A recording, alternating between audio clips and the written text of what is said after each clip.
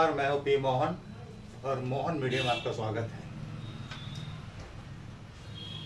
आज हमारे एक टॉपिक चल रहा है नया, हेलो डॉक्टर। और हेलो डॉक्टर विषय पर लेकर हम डॉक्टरों से चर्चा करेंगे। और आज हमारे बीच होम्योपैथिक डॉक्टर, मैडम बताइए नाम अपना। मैं डॉक्टर अंजिता चौहान हूँ, भिलाई छत्तीसगढ़। और मेरा क्लिनिक यहाँ Koka road Shri Ram homeo clinic Hanuman Chowk में है। तो होम्योपैथिक के बारे में ये बताना चाहूँगी कि यह नेचुरल चिकित्सा पद्धति है। इसका कोई साइड इफेक्ट नहीं है और इस चिकित्सा पद्धति को अपनाकर सामान्य जो जन है वो अपनी बड़ी से बड़ी बीमारियों को ठीक कर सकते हैं। इसमें हम क्रिटिकल से क्रिटिकल केस जो कई चिकित्सा पद्धतियों में सॉल्व नहीं होती और अनावश्यक समय और पैसा भी लोगों का बर्बाद होता है, तो मैं जैसे बताना चाहूँगी सोरेसिस है, सफ़ेद दाग है, कैंसर है, अपना ये है सिकल सेल एनीमिया है, बवासीर है, पाइल्स है। और स्त्रियों के बहुत सारे ऐसे रोग होते हैं जैसे गर्भाशय का ट्यूमर है, स्तन का ट्यूमर है। और जैसे बच्चे नहीं होते हैं तो लोग बहुत पैसा खर्च करते हैं, लेकिन जो उसके फंडामेंटल रीजंस हैं उस पर नहीं जाते हैं, तो उसका भी मैं अच्छा इलाज करती हूँ। और अपने अस्थि रोग है, अस्थि रोग में देखिए लाखों खर्चा होता है ना। जॉइंट पेन के लिए, सर्वाइकल स्पॉन्डिलोसिस के लिए, सियाटिका के लिए लोग कितने परेशान रहते हैं, इधर उधर भटकते रहते हैं। लेकिन होम्योपैथिक में इसका बहुत सुंदर इलाज है और कोई साइड इफेक्ट नहीं है। हाई बीपी है, अपना अस्थमा है, शुगर है और एलर्जिक जो रोग होते हैं है ना, ये हम लोग बहुत वंडरफुल तरीके से ठीक करते हैं विदाउट एनी साइड इफेक्ट। बाकी जगह जैसे आप बहुत सारी दवाइयाँ खाते हैं तो आपके शरीर में बहुत सारे अन्य रोग उत्पन्न होते हैं। जो मेन रोग है वो खत्म हो जाता है, लेकिन साइड इफेक्ट बहुत आते हैं। जैसे मोटापा बढ़ जाता है, हार्मोन्स चेंज हो जाते हैं। जैसे घुटने का दर्द ठीक हुआ तो पता चला घुटना दर्द ठीक हो गया है, लेकिन आपको हार्ट की बीमारी हो गई है ना। पथरी वगैरह तो हम लोग 15 से 20 दिन में निकाल लेते हैं, इसलिए लोग वहाँ कहाँ कहाँ घूमते रहते हैं बताइए।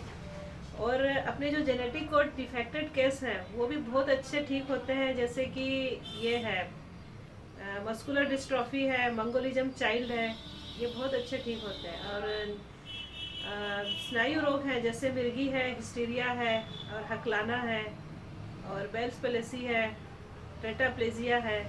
ये सारे रोगों का बहुत अच्छा यहाँ पे हमारे क्लिनिक में इलाज होता है। और होम्योपैथिक जो है इसमें जो ड्रग्स होते हैं बहुत नेचुरल तरीके से यूज़ होते हैं। इसका मतलब शरीर के कई अंगों पे बहुत अच्छा असर होता है। ये साइंटिफिक चिकित्सा पद्धति है और होम्योपैथिक दवाइयों का जो पोटेंसी है वो इतना मतलब सुंदर तरीके से E=mc² के फॉर्मूला में बनता है कि जैसे जैसे पदार्थ की मात्रा बढ़ते जाती है वैसे वैसे उसकी एनर्जी बढ़ते जाती है। तो होम्योपैथिक जो दवाइयाँ होती हैं वो DNA और RNA जो जेनेटिक कोड है उसके सीक्वेंस को भी चेंज करने की क्षमता रखता है। ये बहुत बड़ा मतलब पॉइंट है।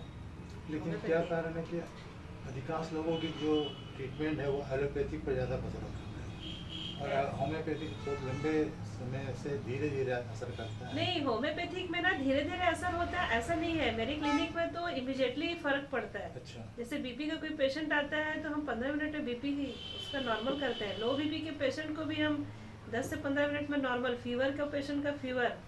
पर जैसे कि अब 10 साल पुराना अस्थमा है, 10 साल पुराना आर्थराइटिक है और 10 साल पुराना डायबिटीज़ है, तो लोग क्या होप करके आते हैं कि 1-2 महीने में हमको कंप्लीट रिलीफ आए। लेकिन आप ये नहीं देखते कि बाकी चिकित्सा पद्धति में जिंदगी भर दवाई खा रहे हैं तो ठीक नहीं हो रहा है।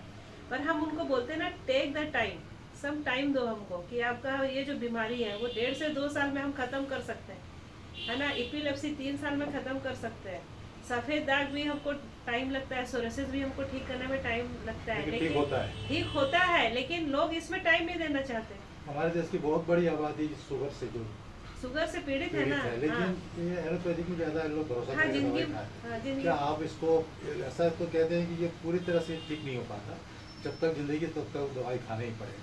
होम्योपैथिक में ऐसा कुछ? हाँ, होम्योपैथिक में एक से एक मेडिसिन है ना। अगर उसकी दिनचर्या अच्छी है, खान पान उसका अच्छा चल रहा है, तो इसको हम बहुत अच्छा रिकवर करके देते हैं। इंसुलिन के इंजेक्शन कई केसेस में बंद कराए हैं मैंने। और जैसे कई पेशेंट जो होते हैं 3 महीने दवा खाते हैं, 4 महीने, तो उनका शुगर लेवल नॉर्मल रहना शुरू हो जाता है। फिर हम कुछ समय और दवाई खिलाते हैं, फिर वो नॉर्मल अपना लाइफ स्टाइल जीने लगते हैं। पर थोड़ा धीरे से चिकित्सा कराइए ना। आपको इतने इतने साल से बीमारी है, एक्यूट तो हम लोग ठीक कर देते हैं, अभी 2 महीने 3 महीने पुरानी जो बीमारी है वो तो हम ठीक करके दे रहे हैं ना, लेकिन क्रोनिक जो डिजीज होती है उसको ठीक होने में थोड़ा समय देना चाहिए लोगों को। तो ये थोड़ा सा मतलब अवेयरनेस नहीं है पब्लिक में। वो बिलीव करते हैं सेलाइन चढ़ जाए, इंजेक्शन लग जाए। मैं बुराई नहीं कर रही हूँ, क्योंकि इमरजेंसी केसेस में एलोपैथिक का भी बहुत बड़ा रोल है ना।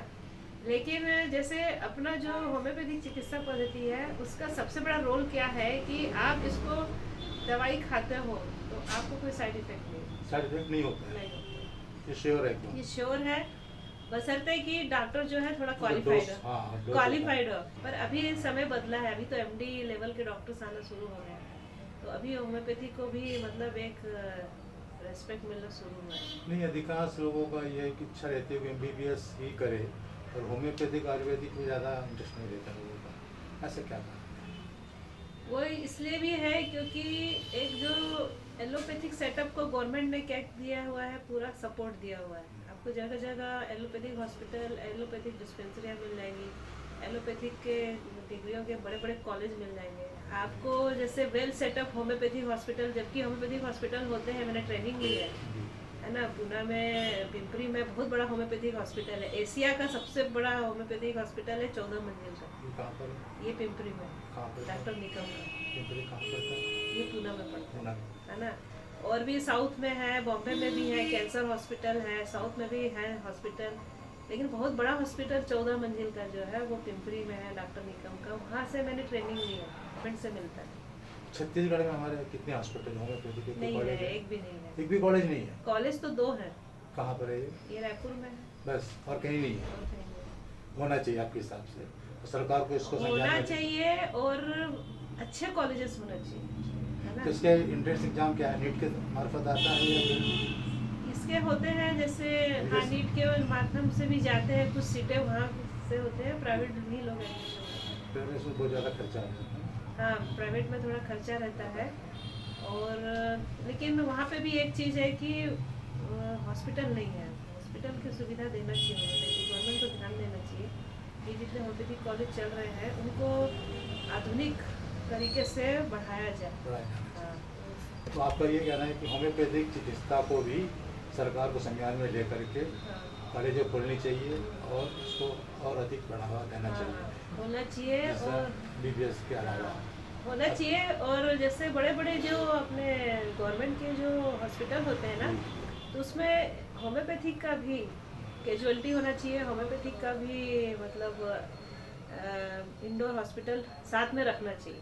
आयुर्वेदिक का तो है सरकार के पास है, लेकिन लेकिन होम्योपैथिक होम्योपैथिक का नहीं, तो शुरू करना चाहिए। शुरू करना है। इससे एक ना पॉजिटिव मैसेज जाएगा सोसाइटी को कि होम्योपैथिक के भी हॉस्पिटल होते हैं और होम्योपैथिक में भी केसेस एडमिट किए जा सकते हैं। आप थी डॉक्टर अंजिता चौहान, होम्योपैथी की एक मशहूर डॉक्टर है। आप आजकल भिलाई में अपना सेवा दे रही है और आपका कहना है कि होम्यो चिकित्सा बहुत ही अच्छा और सार्थक है। एलोपैथी की अपनी एक अलग व्यवस्था है, लेकिन होम्योपैथिक को भी सरकार को बढ़ावा देना चाहिए, क्योंकि छत्तीसगढ़ में भी, रायपुर में ही सिर्फ होम्योपैथिक बच्चों को पढ़ाई करने की भी व्यवस्था है और कहीं नहीं है, जबकि पुणे में है। नहीं, एक मिनट इधर लाइए।